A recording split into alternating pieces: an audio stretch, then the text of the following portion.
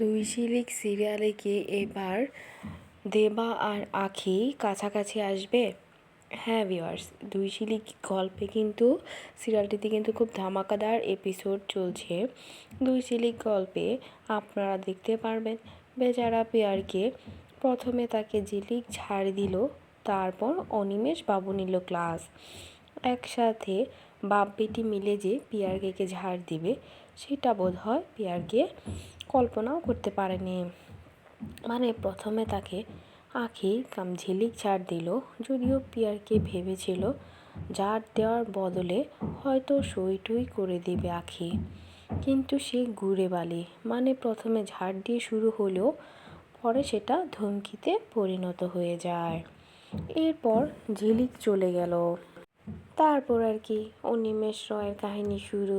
মানে ফোন করে অনিমেষ রায়ও পিয়ারকে মহা ঝাড় দেওয়া শুরু করে দেয়।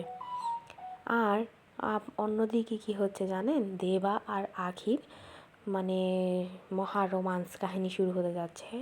এইদিকে দেবা রোমান্স করার সময় আখির সাথে কথা বলে নেয়, তখন তার না আছে রাগ, না আছে দুঃখ, না আছে জ্বালা।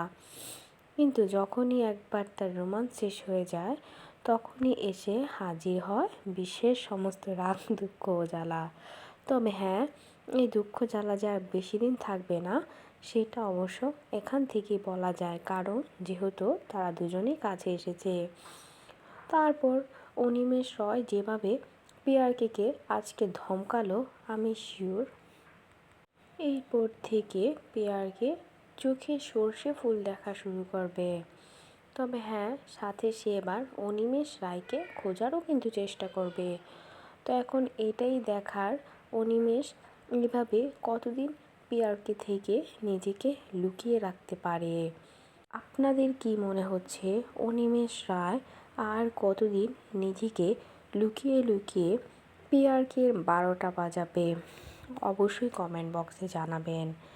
এছাড়া আপনারা আপনাদের ফেভারিট সিরিয়ালটি, আপনারা যদি আর কোনো সিরিয়ালের আপডেট পেতে চান, এছাড়া আপনার পছন্দের সিরিয়ালের ব্যাপারে আমার কমেন্ট বক্সে জানাতে পারেন।